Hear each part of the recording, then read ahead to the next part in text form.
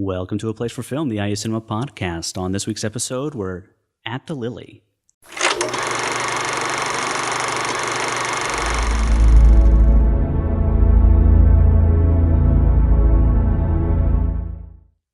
All right. Hello, everyone. Welcome to the show. My name is Andy Hunsucker. As we mentioned, Jason is swamped right now. Unfortunately, he cannot visit the Lilly this time, but we'll get him back very soon. But with us this week is Craig Simpson, Manuscripts Archivist from the Lilly. I got that right? Archivist, yeah.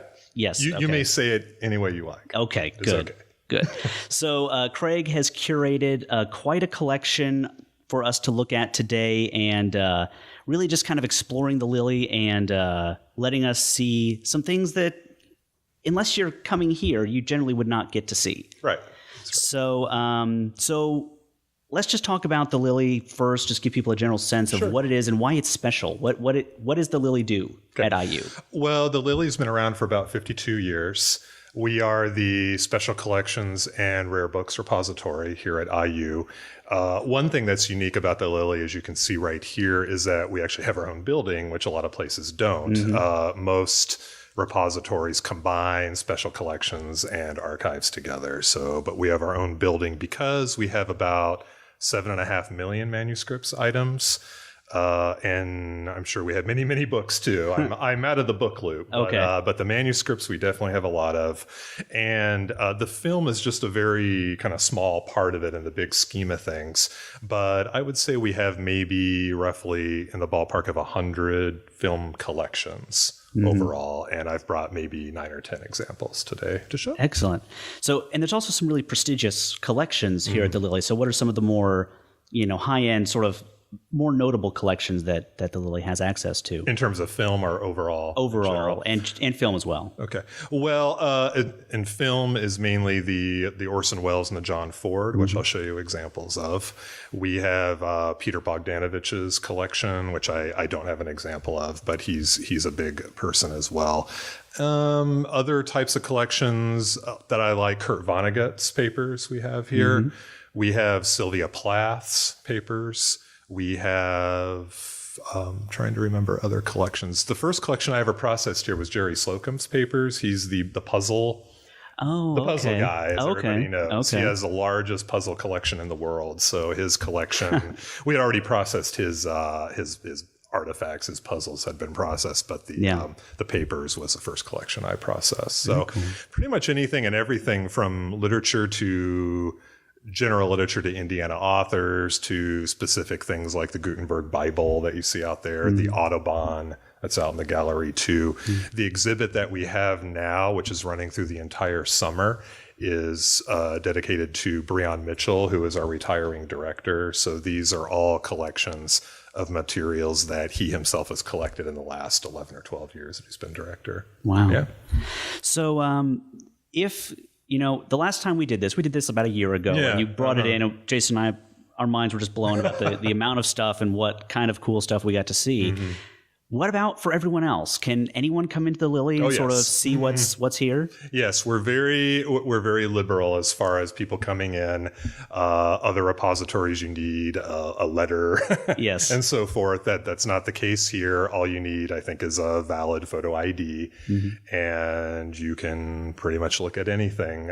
Some collections, like the Welles and the Ford, for example, you would need to get permission from the donor to make photocopies, but you're certainly welcome to see any of the materials here. And so let's, beyond the film archives themselves, we're looking at manuscripts today and documents and photographs, but what other kinds of film memorabilia do you guys have access to?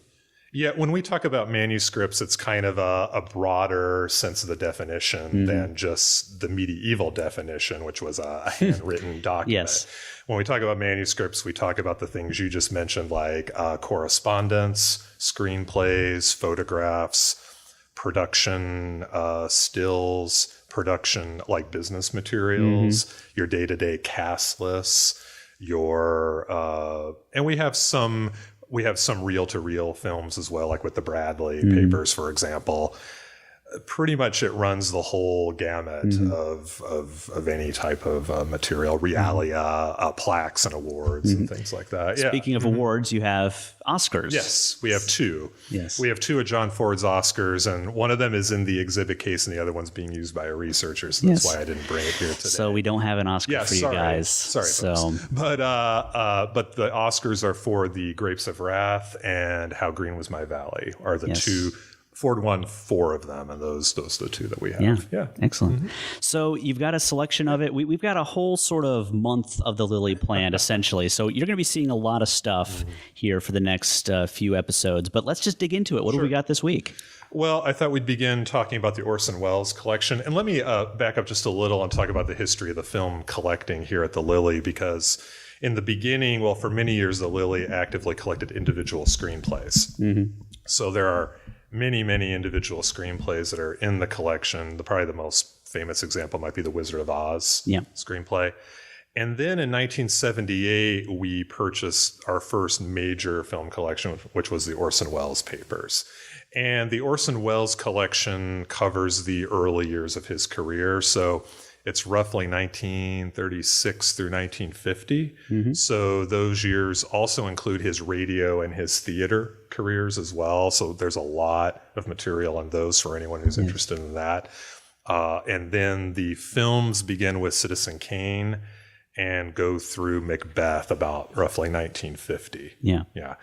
Oh, go ahead. Oh, well, I was just saying, last time we were here, Jason and I got to look at sort of original Citizen Kane scripts, early drafts of this script, with Orson Welles' personal notes on this stuff, which was just stunning. So what do we have now? I didn't bring those because those are also being used. Exactly. So these collections are very popular. The stuff gets used, but that might be okay because I can show some different things. Yes.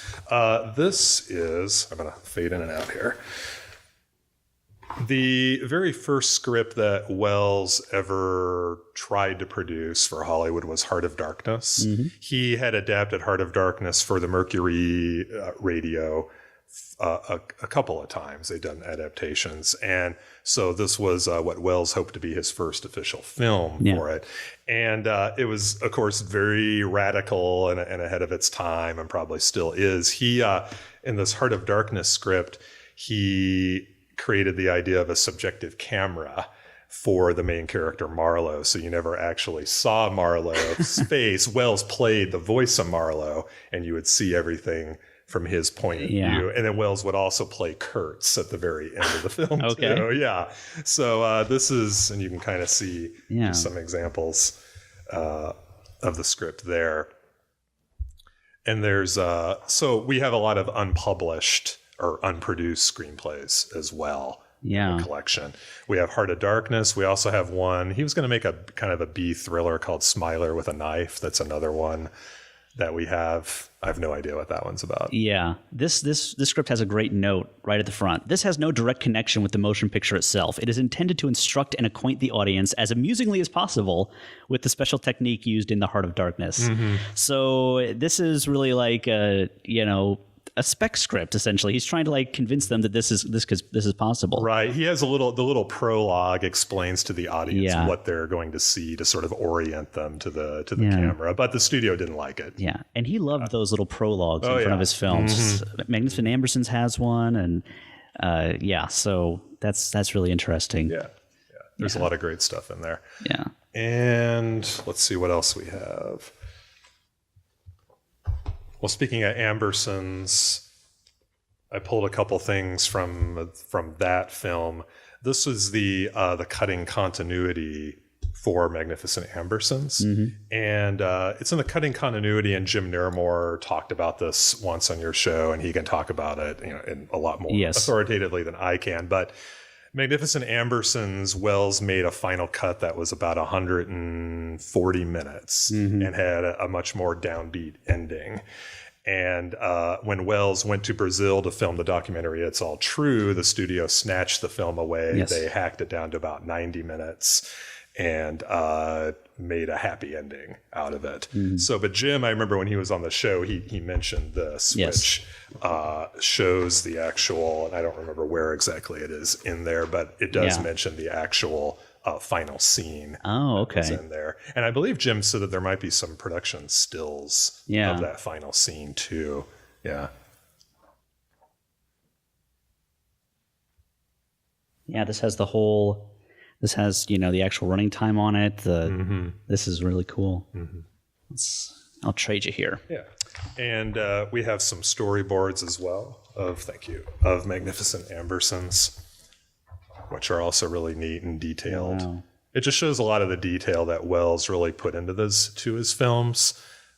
His reputation as being kind of undisciplined and flying by the seat of his pants is pretty unearned because he put a lot of work. Well, there's that classic story of him directing Touch of Evil, where all the studio executives came in on the first day to sort of see how he was going to do it, and he spent the whole 12 hours of the first day just doing nothing, just setting up the camera and setting up the lighting and all that stuff. And the studio executives were terrified. And then the last hour, he just shot the scene. He shot it all in one take. He shot it, I think, 2 takes, and he was like, "All right, we're done."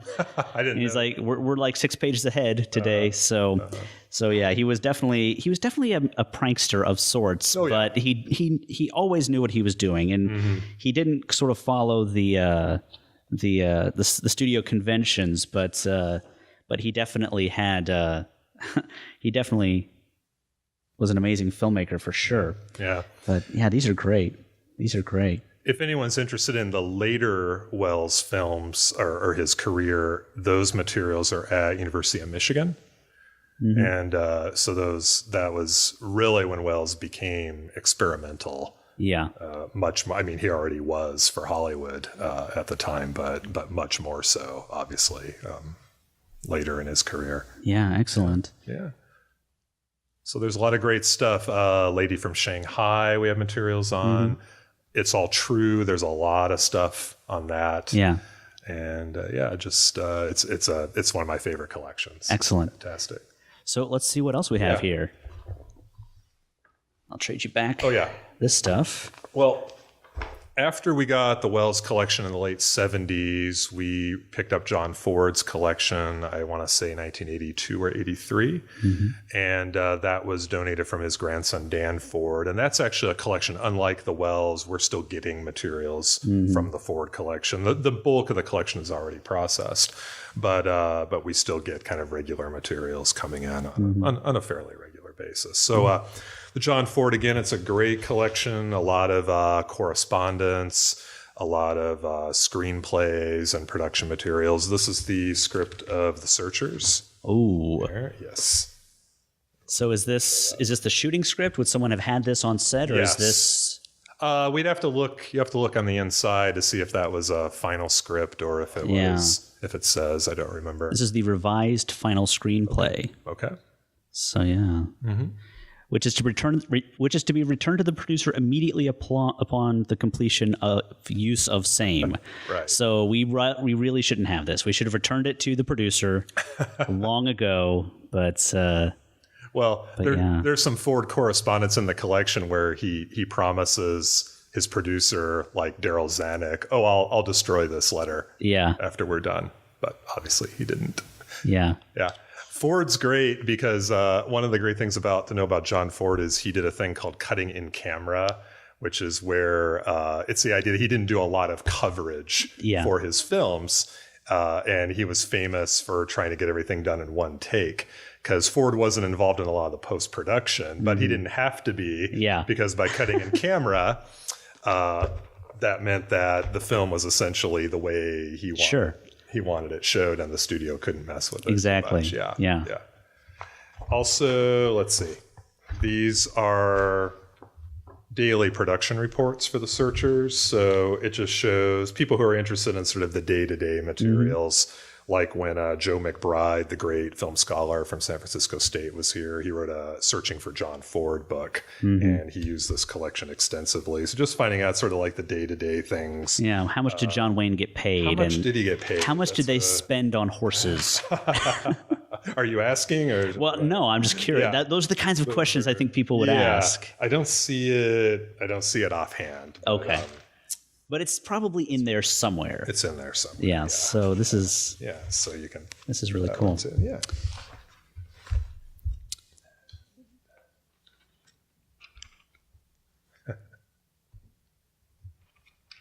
Find all sorts of interesting secrets.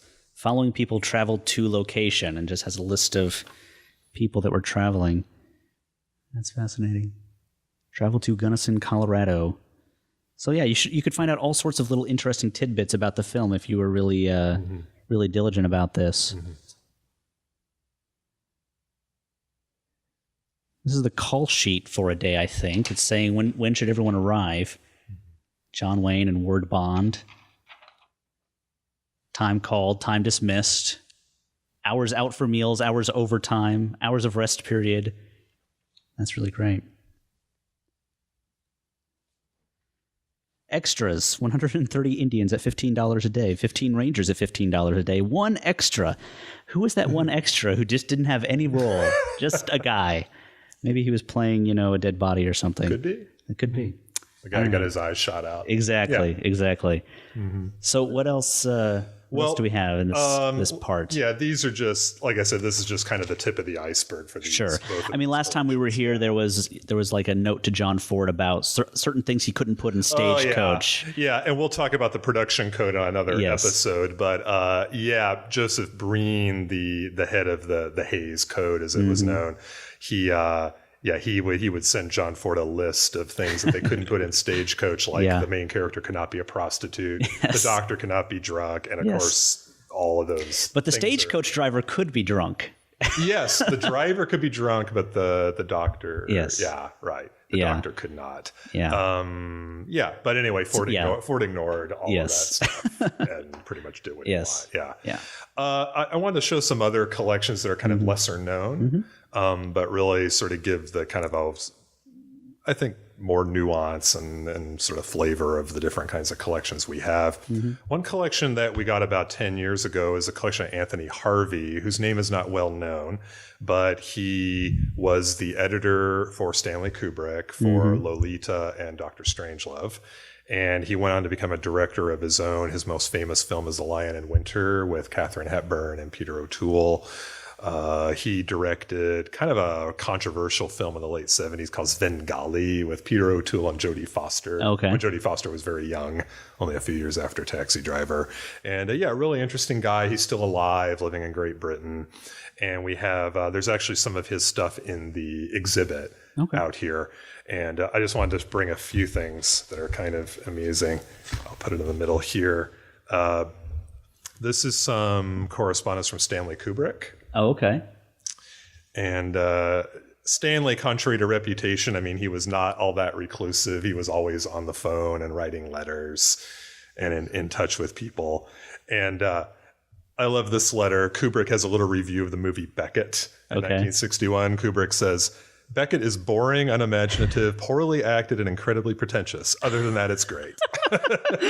That sounds like a warm and lovely sort of thing to say to a friend. But it sounds like Kubrick. That's wonderful. Sounds like the director of Barry Lyndon and The Clockwork Orange. There's a nice little telegram here. Dear Tony, all is well, but still no word from the League of Decent Gentlemen. I don't know what that is. Don't see Beckett. Still have not decided where to go. Stop. Love, Stanley. So, yeah. And a lot of this just is kind of business related. Just dealing with a lot of this is on Lolita and dealing with that film, which was, of course, very controversial. Absolutely, yeah. Back in 1961, it was a very big hit, too. Yeah. So that's kind of interesting. And then other correspondence, this is Katherine Hepburn, which I mainly brought just because you can show everybody. I just like her script is very, She's got a very interesting bit of handwriting. Yeah, I would try to read this to people, but I've got no idea most of the words here. Well, let's see. This one. Dear Tony, got all of your posters and letters. Posts and letters. Yes. Good grief. What a time you've had. Something stupid. Agony. Wow. Yeah. She's got a great signature. Just, stuff like that. I'll be here until August 1. Then I go to Sicily or Yugoslavia for Trojan Women. Trying to decide if to do Coco in London. Please let me know when you get here, and if there's anything me can do. That must be a typo. And then she writes in this script, which I cannot decipher. Pouring rain, 4 weeks, very hot, and then it's all gibberish from there. All right. It's really great, though. I think Lion in Winter was her last Oscar win, if I remember. I think she tied with Streisand for Funny Girl, if I'm not mistaken. Yeah. Okay. So, all right. Well, I think we'll stop it here. We'll give people a break. Next week, we'll be right back here at the Lilly talking more about stuff. There's a lot of very interesting stuff to go through. So thank you guys for watching. Thanks to Craig. We'll be back next week. This has been, and always will be, A Place for Film. A Place for Film is recorded at WFIU Studios in Bloomington, Indiana.